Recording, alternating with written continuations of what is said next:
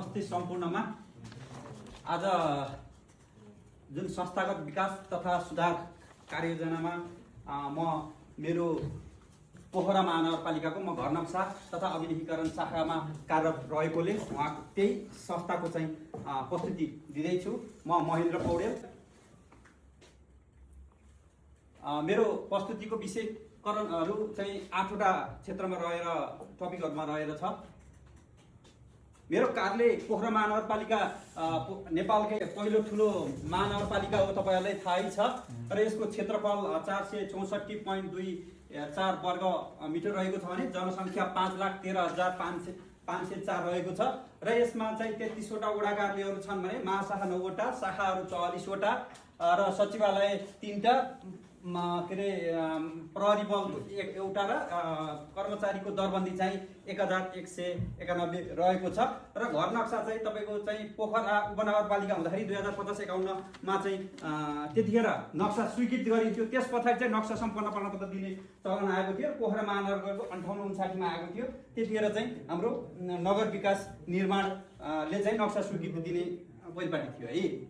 र चाहिँ हामीलाई दिएको 6वटा विषय मध्ये मैले छनौट गरेको भनेको चाहिँ कार्यक्रम तथा सेवा प्रवाह सम्बन्धी चाहिँ अवस्था विश्लेषण हो। त्यसमा पनि सुधार गर्नुपर्ने पक्षमा मेरा 4वटा थिए। 4वटा मध्येको चाहिँ मेरो एउटा पक्ष पुराना घर नक्सा तथा अभिलेखीकरणलाई चाहिँ डिजिटलाइजेसन, डिजिटल होइन कि डिजिटलाइजेसन गर्ने पक्षलाई चाहिँ मैले दिएको छु है। यसको चाहिँ उद्देश्य के हो त भन्दाखेरि कार्यालयको सेवा प्रवाहलाई प्रभावकारी, पारदर्शिता र सेवाग्राही मैत्री बनाउने र दोस्रोमा बीपीएस भनेको इलेक्ट्रोनिक बिल्डिङ पर्मिट सिस्टम प्रणाली सुधार र छिटो, सुरक्षित तथा व्यवस्थित सेवा प्रवाह सुनिश्चित गर्ने रहेको छ भने त्यस्तै र पुरानो घर नक्सा तथा अभिलेखको डिजिटलाइजेसन गरी अभिलेख संरक्षण, व्यवस्थापन तथा पहुँचलाई चाहिँ पहुँचलाई सहज बनाउने रहेको छ। र किन मैले यो क्षेत्र लिए त नि कारण के हो त भन्दाखेरि चाहिँ पोखरा महानगरमा चाहिँ 1,47,000 चाहिँ घरधुरी रहेका छन् भने त्यो मध्ये 1,05,000 को चाहिँ के अरे डिजिटलाइजेसन भएको छ भने बाँकी चाहिँ तपाईको चाहिँ हाम्रो 42,000 को चाहिँ घरधुरी हुन बाँकी छ। त्यसैको लागि मैले यो 42,000 को चाहिँ अभिलेखीकरण हुनुपर्छ र तथ्याङ्क निकालेर डिजिटलाइजेसन गर्नुपर्छ भनेर चाहिँ मैले लिएको छु। यो आवश्यक पनि छ।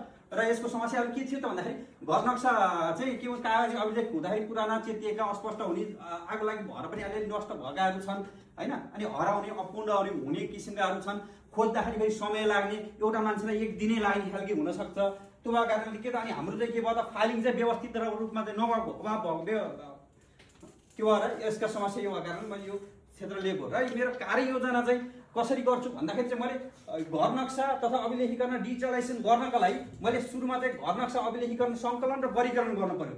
यो अस्थायी पाएको हो कि त्यसले थाहै पाएको हो कि त्यसले सम्पन्न पाएको, त्यसलाई पहिला चाहिँ अभिलेखीकरण गर्नु पर्यो। मैले अहिले भनिसकेँ मेरो सङ्ख्या भनेको 42,000 हुन्छ। मेरो लक्ष्य हो यो। र चाहिँ यो हाम्रो चाहिँ अहिले के अरे 83 सालको जेठबाट चाहिँ म यो सुरु गर्छु भन्ने कुरो छ। र चाहिँ यो अभिलेख सङ्कलन तथा मेरो चाहिँ काम चाहिँ अभिलेख सङ्कलन र सहयोग गर्ने भूमिकामा रहन्छ भने यसमा चाहिँ अब शाखा प्रमुखले मलाई स्वीकृति दिन पर्यो।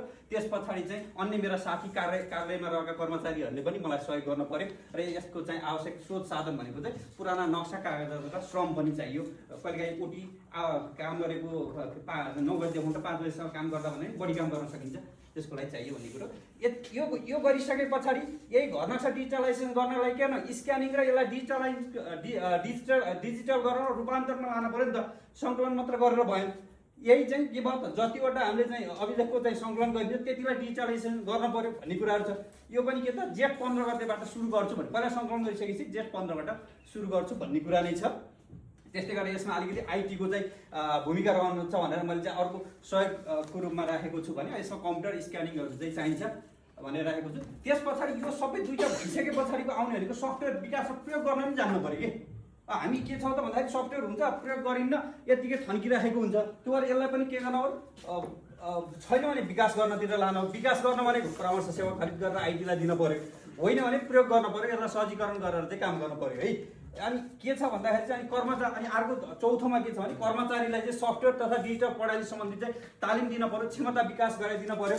यो चाहिँ हाम्रो साउनतिर हुन्छ, किनकि यो खरिद अथवा सिकाउने अवसरमा हुन्छ। त्यस पछाडि उनीहरूलाई तालिम दिने चाहिँ सफ्टवेयर डेभलप भइसकेपछि, गर्न सिकिसकेपछि साउनमा चाहिँ उनीहरूलाई दिने। यो भनेको यसको भूमिका भनेको के हुन्छ भन्दाखेरि कार्यक्रम सञ्चालन तथा सहयोगी रूपमा भूमिका गरेर अब पनि त्यसमा काम गर्ने हुन्छ। र यसमा चाहिँ इन्जिनियर, आइटी शाखा प्रमुखलाई लिएर कम्प्युटर स्क्यानिङ मसलन्दा खाता तथा श्रमको चाहिँ यो स्रोत साधनको चाहिँ प्रयोग गरिन्छ भन्ने छ।